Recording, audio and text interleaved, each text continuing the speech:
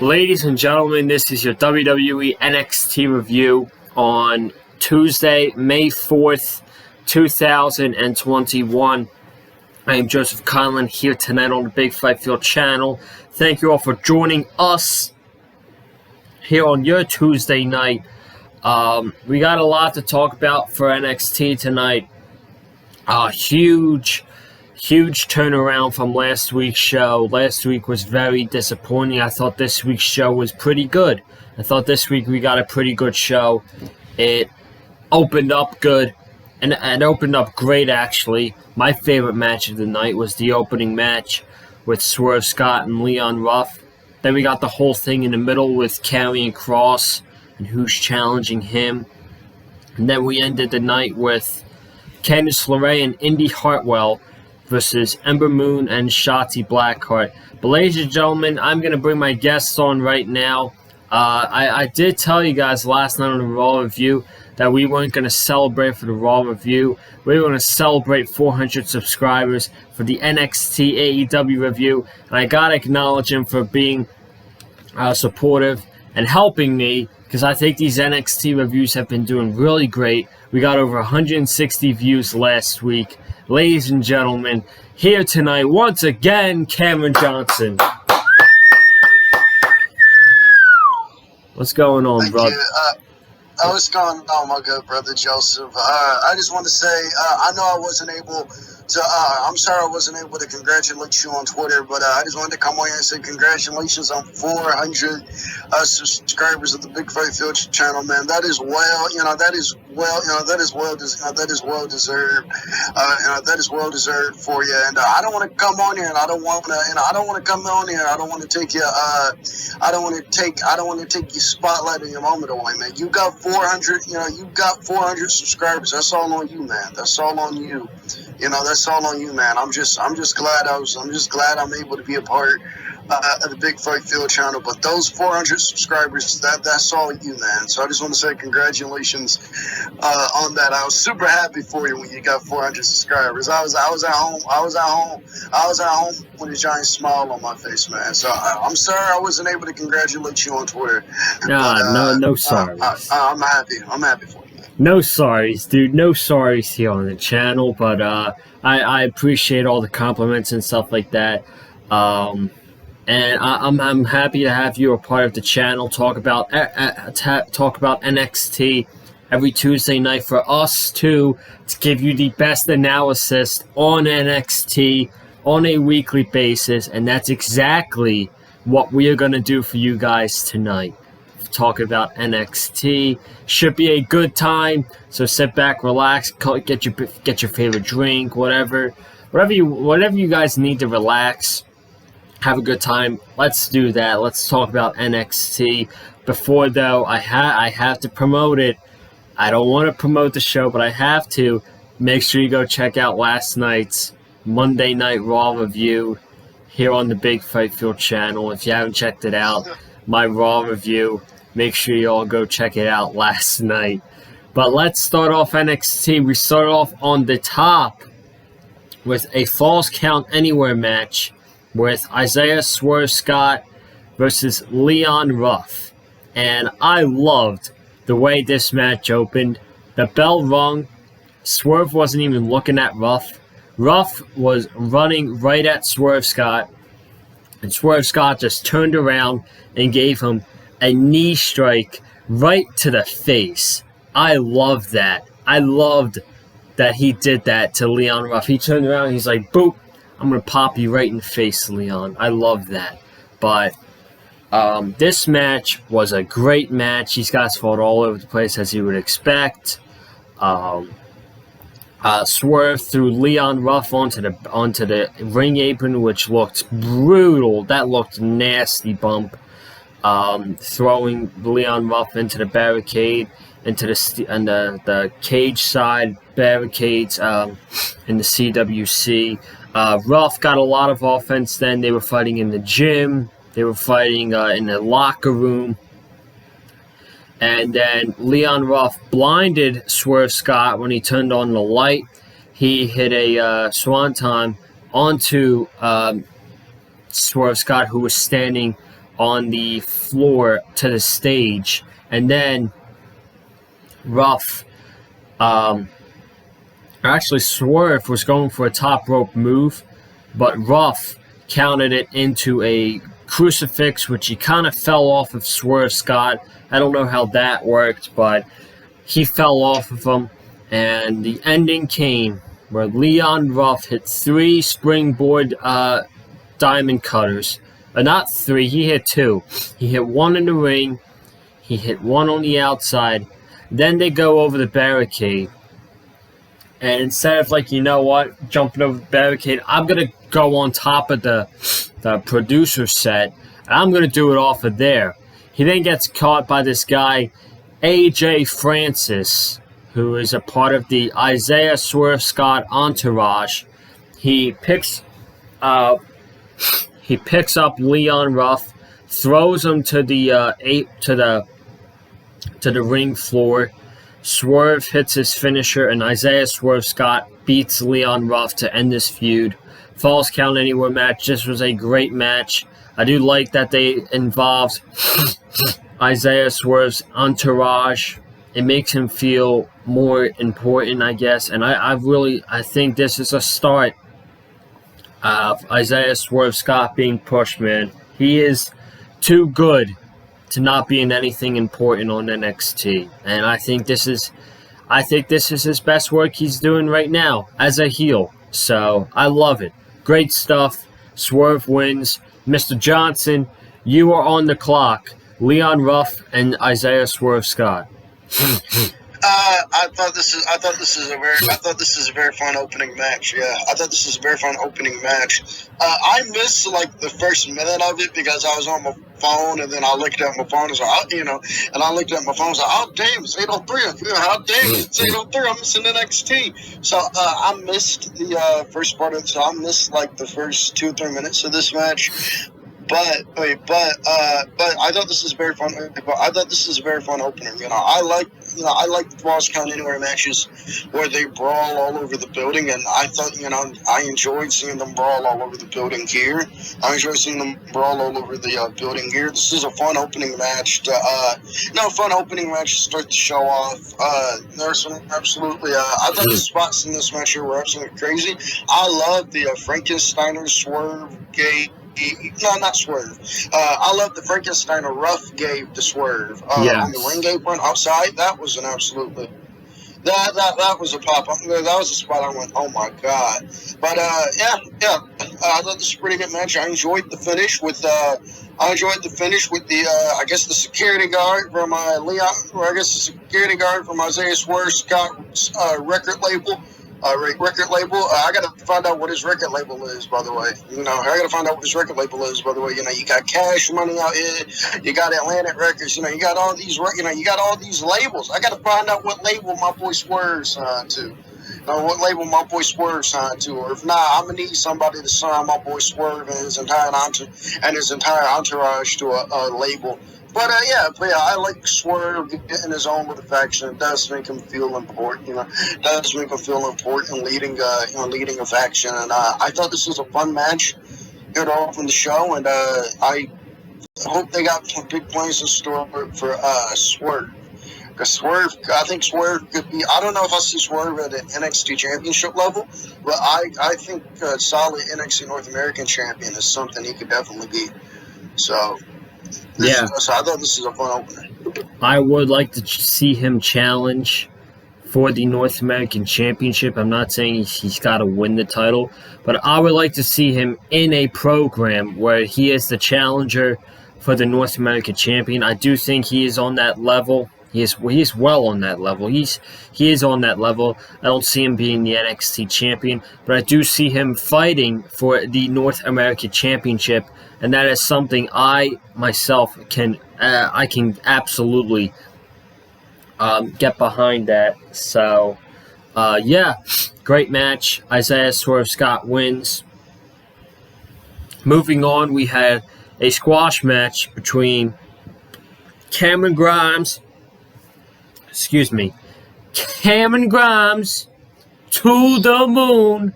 Cameron Grimes versus I think this guy's name was Asher Vol. I think that's his name.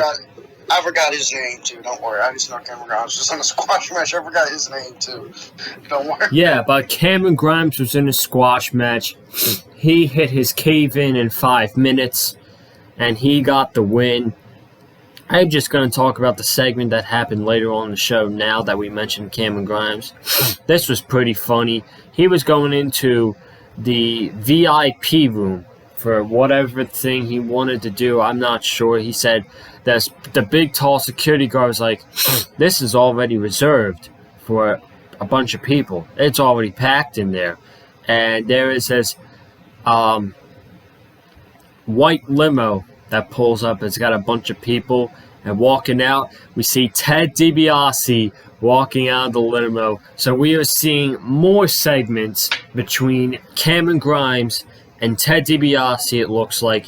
And that, folks, that's a good thing. That is a good thing. And I am enjoying the chemistry between Cameron Grimes and Ted DiBiase. How about you? I am too. I thought this segment was absolutely gold. Now, I don't know what kind of club Cameron Grimes was trying to go into, but since I'm very immature and inappropriate, I'm gonna just pretend Cameron Grimes was trying to get into the strip club. I'm gonna just pretend. I'm gonna just pretend he wanted to celebrate after a good win, so he hit up the local strip club. There in Orlando. He wanted to go in, but the guy went. He wanted to go in the club, but the guy wouldn't let him in. So this policeman brought. This policeman brought. And when Ted DiBiase came out that limo, I popped huge. I popped huge. Anytime Ted DiBiase is on WWE television and he does the $1 Million Laugh, he does his whole $1 Million Laugh. I think I'm a pop huge for it. I don't care what the segment is or what he's involved in. Just get Ted DiBiase on the show and just get DiBiase on the show, and I think you got gold every time. But Cameron Grimes is doing absolutely great work with this character, man. And I love Ted DiBiase just kind of tormenting Cameron Grimes. I don't know what this is going to lead to. Now, I don't know what this is going to lead to, but I'd love for Cameron Grimes to somehow get a hold of that $1 Million Championship, that $1 Million Championship belt. And, I wouldn't mind him walking around with that on NXT television. Walking around with that $1 Million Championship belt on NXT television. But yeah, man, I thought this segment was absolutely hilarious. Absolutely. Moving on to the next match, second match of the night, we had the grizzled young veterans versus your boys, Tommaso Ciampa and Timothy Thatcher. This was a really good tag team match. Great stuff, great hard hitting. Ciampa is such a hard hitter, man. He is in the best shape I can ever remember him being. Seriously, he is unbelievable right now. The ending was fun. The ending was funny after James Drake did a suicide dive onto Ciampa. Ciampa, who fell over the commentary table, grabbed to be Wade Barrett's shoe. So he grabbed Wade Barrett's shoe and he hit Zach Gibson over the head with the shoe. Timothy Thatcher took advantage, and him and Ciampa got the win. And then commentary saying on the table to Wade Barrett, hey, if you take off your shoe, you hate Zach Gibson. And they're mocking Wade Barrett for mocking Zach Gibson. So I thought this was a really good tag team match. These two teams work really well together. All four of these guys are great. Tag team wrestling, man. Bruce, I'm talking to you, man. Take notes. This is matches we should be seeing on Raw and SmackDown on a weekly basis. So I thought this was a really good tag team match. Ciampa and Thatcher get the win. Could they possibly be challengers for MSK in the future after they face Legado del Fantasma? I could very well see that happening, but I could very well see that happening, but I don't see them winning the titles. Let me get your thoughts, Cam, on your boys getting the win over the grizzled young veterans. Well, I thought this was a great tag team match here, man. Just very. I thought this was a great tag team match. Very, very hard hitting. Very hard hitting. Reminds me of something you would see. This match reminded me of something you would see in old. Back in. Back in old. Old school classic NWA back in the back in old school classic NWA back in the back in the day. Just a great hard hitting match, man. It's a great hard hitting match. I love this match. I do. I love this match. I do. I thought this was great. Just really good stuff with these guys here. I thought the finish was really well done, and the finish surprised me because I thought UIV were getting the win in this match here, but because I thought Grizzled Young Veterans were winning this match here. But I like them doing this interview with Thatcher against Grizzled Young Vets, and let me tell you, man. I would love, hey man, if Ciampa and Thatcher challenge for the tag team titles and they win the tag team titles, I wouldn't have any complaints about that at all. Ciampa and Thatcher are great, man. Ciampa and Thatcher are great, and I hope they are. I hope they do hold tag team gold one day, man. Because this is my team, man. I'm telling you, I love these guys, man. Ciampa and Thatcher, two guys that go in there and just beat the absolute piss out of you. Just looking the way they do. Oh my God, they are a great team. This is a great match, and hopefully we get Ciampa and Thatcher as tag team champions. So that's the team you want to take the titles off of MSK? I can't hear you. Oh, my bad. Is that the team you want to take the titles off of MSK?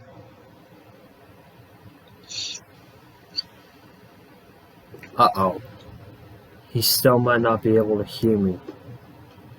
I can't hear you. Hold on, can you hear me? Now can you hear? Oh, I'm really sorry, guys. You got me, Cam? Uh-oh. Hold on a second. I can't hear you. Hold on, my bad. Hold on. Technical difficulties. Again, second week in a row. I'm very sorry about this. We're going to move on to Karrion Kross once we get this situation fixed here. This is what happens when we film live, folks. This is exactly what happens, but it's all good. Can you hear me now? Hello? Can you hear me now?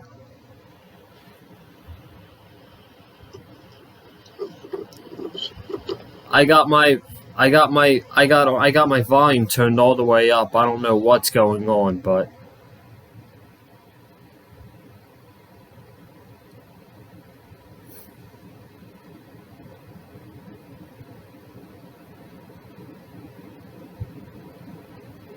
can you hear me, Cam?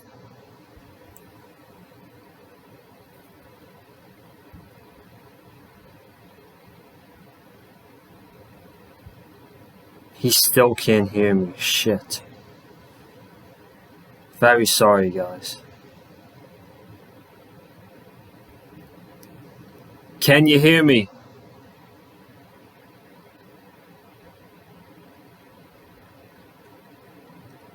Can you hear me?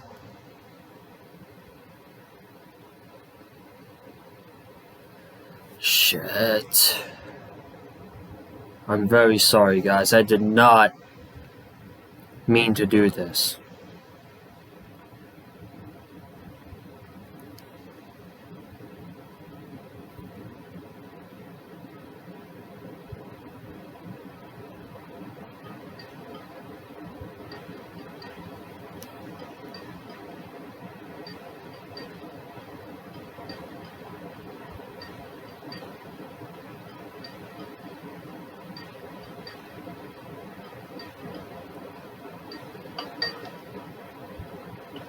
Can you hear me?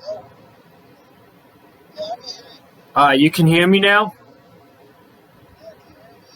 Okay, hold on. Hold on a second. Time out, guys. I'll be back real quick.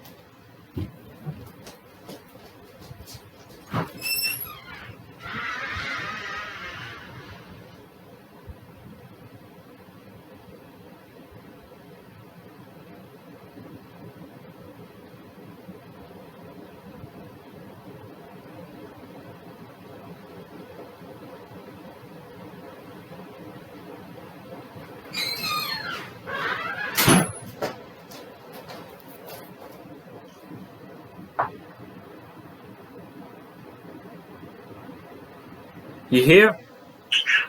Yeah, I'm here. Oh, man. Whew. Dude, I was going to have a heart attack right there, so. Yeah, I don't know what happened, man. I'm sorry about that. It's just... It's all good. That's probably just going to be in the video. We're still going on here.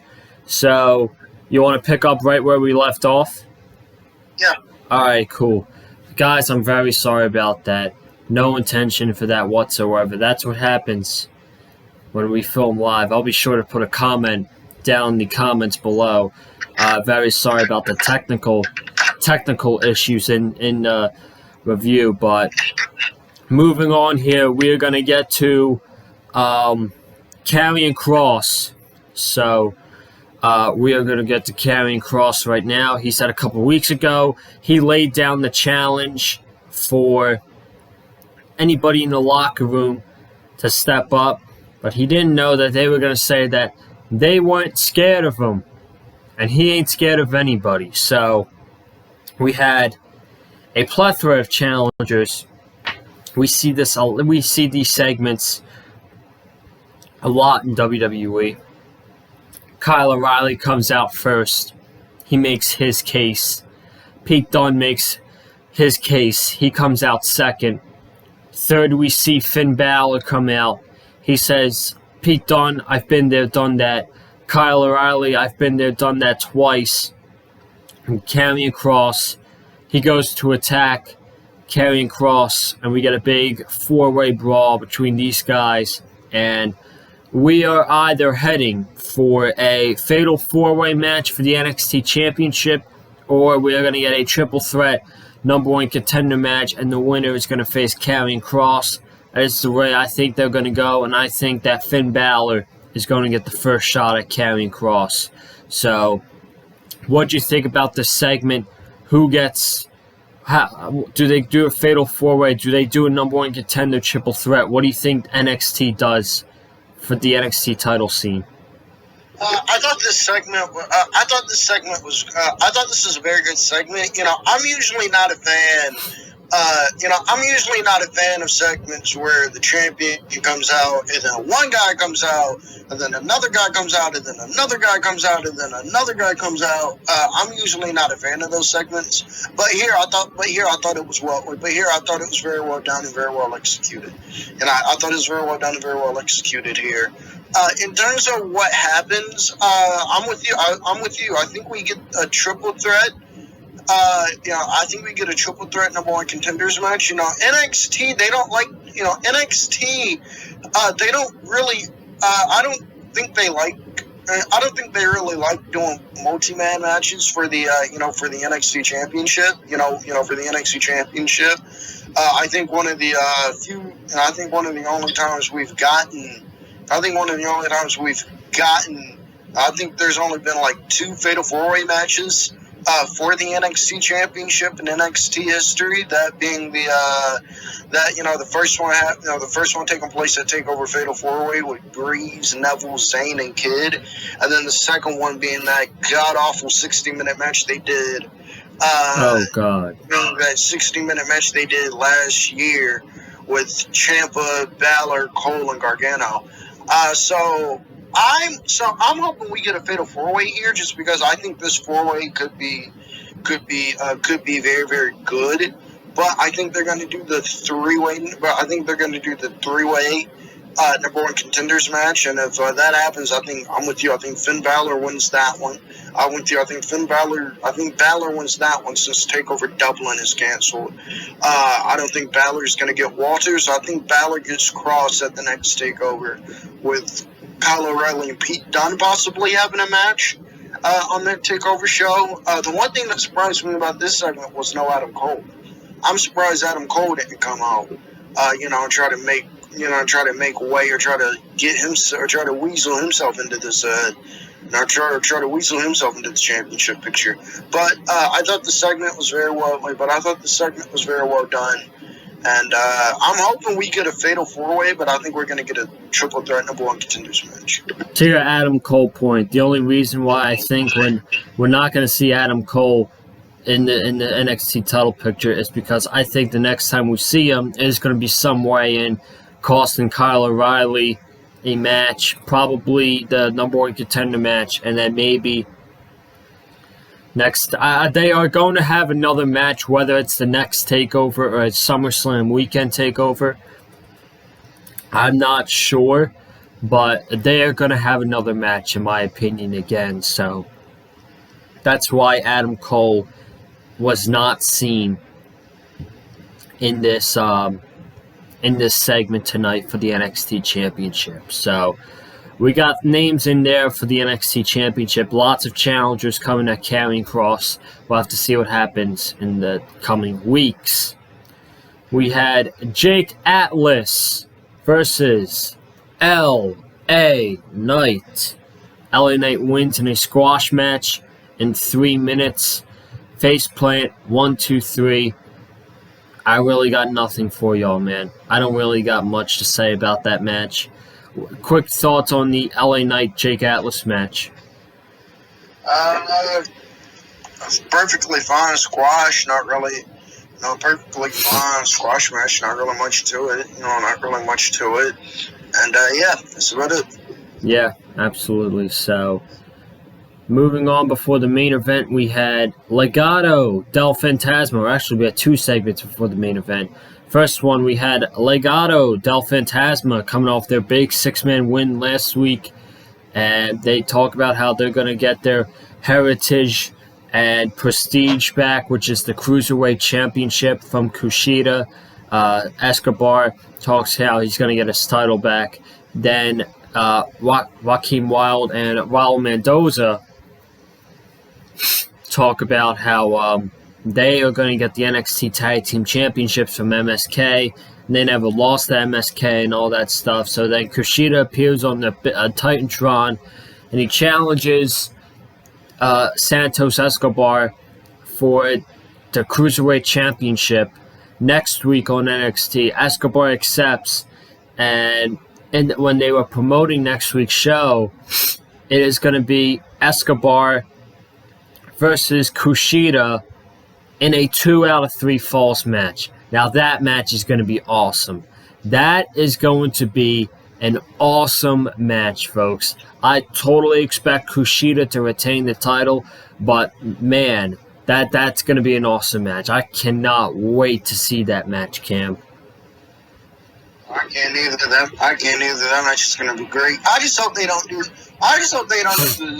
prototypical WWE 2 out of 3 falls match where the first fall happened, where the first 2 falls happened in like the first 2 minutes, and then that third fall was like 15 minutes. It's just, what's the point of doing a 2 out of 3 falls match and just have a very long match? I hope they don't do that next week.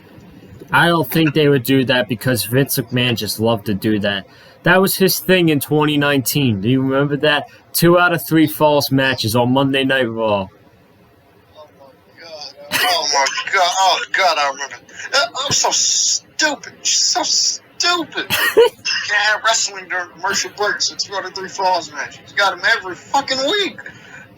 Every week. They did 2 out of 3 false matches.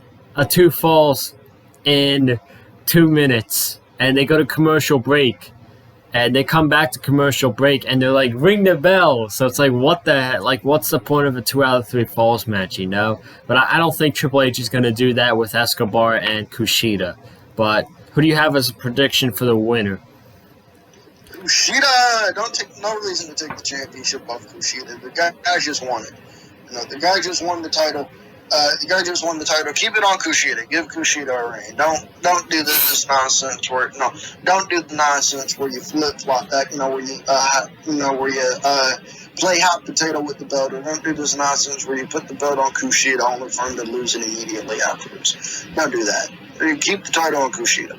Mm-hmm. After that, we had a segment, sit-down interview with Raquel Gonzalez and Mercedes Martinez to hype up their women's title match for next week. Mercedes Martinez is like, women like me have drawn the line for Raquel Gonzalez to bring her in and elevate her to the top. And while Mercedes has all her years, and Raquel's like, you're going to be the woman who is going to get her ass kicked next week. So once again, another match that I'm looking forward to, along with Escobar and Kushida, is Mercedes Martinez and Raquel Gonzalez for the Women's Championship. Should be a really good match. No way is Raquel Gonzalez dropping the Women's Championship. She's going to be champion until at least either SummerSlam weekend or War Games. And she is going to beat Mercedes Martinez. The only reason Mercedes is in this match is to be an interim challenger for Raquel Gonzalez, and just to establish the reign of Raquel Gonzalez with her first title defense. So, thoughts on the sit-down interview, and who do you got in the women's title match next week, Cam? I love the sit down. I love the sit down. I love the sit down interviews NXT does, like right before we get a big championship match. I like the fact that NXT does. I like the fact that NXT does that. I think it makes the championship match. I think it makes the championship match coming out feel important. They're promoting feel important. So I like that they do. I like that they do that. So I like that they do that, and hopefully they continue to do it moving forward. But yeah, I'm in agreement with you, man. Mercedes Martinez is being used. Mercedes Martinez is going to settle into the role of the veteran who helps work with the younger talent and helps get the younger talent over. That's the role. And that's the role that's the role they're going. That's the role she's going to be. That's the role she's going to be in moving forward. So if that's her role, that's the role she's going to be. That's the role she's going to be in moving forward. So this is going to be an easy title defense for Raquel Gonzalez. Yeah, absolutely. And then finally next week we have Austin Theory versus Karrion Kross. Thoughts and prayers go out to Austin Theory. You got 1 week to prepare for Kross, man. I hope you're gonna. We shouldn't have been looking at Scarlett's nails. Scarlett's nails is a very nails. By the way, is a very PG word for something I won't say on this channel. But nails is a very PG word for what Austin Theory was looking at. Oh my god, that segment was funny alone. So, main event, we had Candace LeRae and Indy Hartwell versus Shotty Blackheart and Ember Moon. Street fight, women's tag team titles. This was a very fun main event. Loved the action. Lots of chairs, tables, ladders. Shotty, man. Shotty Blackheart, this is her best environment, I think, these type of matches.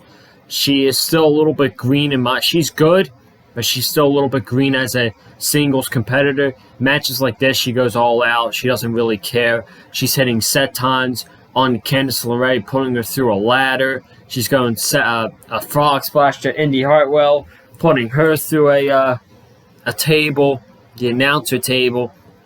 This match was just madness, and I'm actually going to hand it over to you first to see what you thought about the match and what you thought about the outcoming result of new tag team champions. I thought this match was great. I thought this match was great. I thought this was a very fun match. You mentioned, you mentioned that how you think these, how you believe these matches are shot season environment. How you believe these matches are a shot season environment. How you believe, how these are matches are like shot season environment and they're made for shot season. They're also these matches I think are also tailor made for Candace LeRae. Candace LeRae came up. Candace LeRae is a tough girl. Candace LeRae is a tough girl. Candace LeRae is a crazy woman. She's a crazy woman. She can take some beatings. She can take some beatings in an hardcore environment. I think not only does Shotzi thrive, I think that Candace LeRae thrives as well. Shotzi Blackheart is an absolute crazy woman. The bumps she takes, she's fearless. The bumps she takes in that ring. The bumps, a lot of the bumps she takes are just absolutely are just absolutely unreal. She did a senton to Candace LeRae on top of a ladder, but the ladder didn't break. And then she did a frog splash to Indy Hartwell through the announce table. Candace, Shotzi Blackheart is a crazy woman. Candace LeRae is also a crazy woman. So you got two crazy people in this match who love to go in there and beat the piss out of each other. Who love to go in there, who love to go in there and beat the piss out of each other using weapons and foreign objects. And no surprise here that you got, no surprise here that we got the kind of match that we got here with these four women. Great match that we got with these four women. Excellent main event. The finish did shock me. I thought for sure Shotzi and Ember were retaining the tag team titles on this show.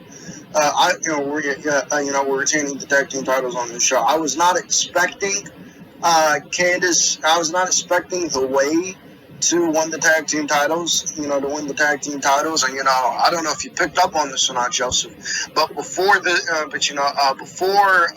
match, before they got ready to come out, and they're still in the dressing room, Dexter Loomis left Indy Hartwell a picture that Candace LeRae hid from her. So I don't know how long this tag team title reign is going to last, because I expect dissension or that little piece to be found out. For that little piece to be found out, and for Indy Hartwell to find out, that Candace LeRae and Johnny Gargano are playing tricks. Are playing tricks on Indy Hartwell, so she can stop focusing on Dexter Loomis. So I don't know how long this tag team title reign is going to last. There wouldn't surprise me tonight, and I thought this was a pretty good match. Not pretty good. I thought this was an excellent match. Yeah, I am happy that Candace LeRae's a champion in NXT. She absolutely deserves it. One of the top female wrestlers there. She definitely deserved to be a champion. But in my opinion, they are the tag team champions. This could only result in more matches between Candace LeRae and Indy Hartwell and Shotzi Blackheart and Ember Moon. And that's not a good thing, because we've seen this match like about 6 times now. I think. I'm not so sure. But add a couple of zeros to that 6, Joseph, and I think you'll be accurate with that with the amount of matches they've had. 600 zeros. 600. Probably about 6,000. Probably about 600 times. I don't know. Oh man, but yeah, it probably means more matches. But we do have possibly Casey Catanzaro and Kaden Carter challenging for the tag team titles, because they said that they're going to watch a match closely, and they're going to take the titles from whoever wins. Could you possibly see them being the ones to take the titles off of Candace and Indy Hartwell? Maybe I could see that happening, or I could see that happening. Maybe I could see that happening. I could also see Shotzi and Ember regaining the tag team titles, because again, I don't know how long Candace and Indy are going to hold the tag team titles with this whole Dexter Loomis storyline going on. So I don't know how long they're going to hold the tag team titles because of that. Might be a short reign. I don't know. But yeah, I can see that happening. Yeah. But then Shotty and Ember have a short reign too. They were like tag team champions for like 2 months. That's not long, you know? I hate reigns like that, to be honest. Do you agree with me on that or no? Yeah, I agree with you. Yeah, so that's going to wrap it up tonight for the NXT review. Once again, I am very sorry with the technical difficulties between myself and Cameron Johnson on Skype. We will hopefully get that fixed by next week's review here on the channel. I'm going to put a comment down below as to what section of the review that happened in. That way you guys can just skip over that and continue the review. But besides that, thank you all for watching the NXT review. Be sure to still hit that subscribe button. Even though we are at 400, be sure to still hit the subscribe button if you haven't already. Comment down below your thoughts about tonight's episode of NXT. Hit the like button if you like what myself and Cameron Johnson had to say about tonight's review. Follow me on Twitter at Colin_Joseph and Instagram as well. I'm going to start promoting that as well at Colin_Joseph. My man Cam, where can they follow you on Twitter, dude? Follow me on Twitter at Cam71101. And your podcast as well. You go ahead and promote that. Okay. Make sure you check out the CNE Make sure you check out the CNE podcast. That is CNE. So make sure you check out the CNE podcast on all platforms. And tomorrow, and be on the lookout because tomorrow, right before Blood and Guts, a very special John Cena episode will be up in honor of John Cena's 44th birthday. Me and my co-host Escobar Morales decided to do a breakdown of John Cena's career in WWE. So make sure you check that out. And the month of May is going to be a big month for us. May 19th, we're doing a special Kane episode. And we have double or nothing predictions, and I'm hoping we can get a very special guest on for that show as well. No spoilers, but I'm hoping we can get a very special guest on for that show as well. So again, the CNE podcast available on all platforms. There you have it, man. Go follow the CNE podcast on all your Apple podcasts, and we will see you next week for the NXT review. And I will see you tomorrow night for Blood and Guts right here on the Big Fight Field channel. So have a good night, stay safe, and as always, stay classy.